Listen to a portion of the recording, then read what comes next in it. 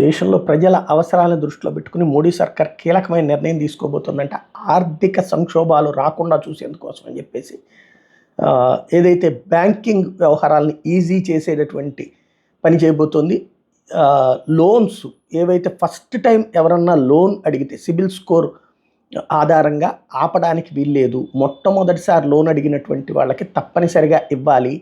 ఇది reserve bank of ఇండియాకి ఇచ్చినటువంటి సూచన.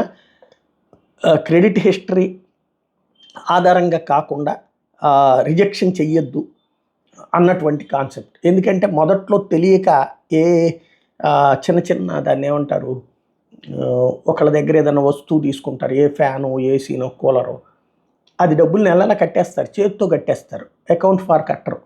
అట్లాంటప్పుడు అది ఇక్కడ డిఫాల్ట్ చూపెడుతుంది. అంటే మనకి సింపుల్ ఈజీగా అర్థమయ్యే భాషలో చెప్పాలంటే, నేను ఫ్రిడ్జ్ కొన్నాను, 15,000 రూపాయలు అయ్యింది.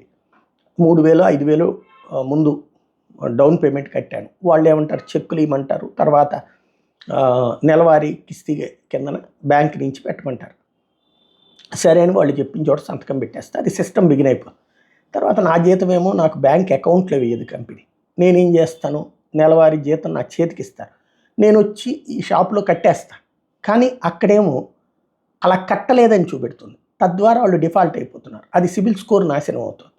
దీన్ని దృష్టిలో పెట్టుకుని కీలకమైనటువంటి ఆదేశాలు ఇచ్చింది కేంద్రం.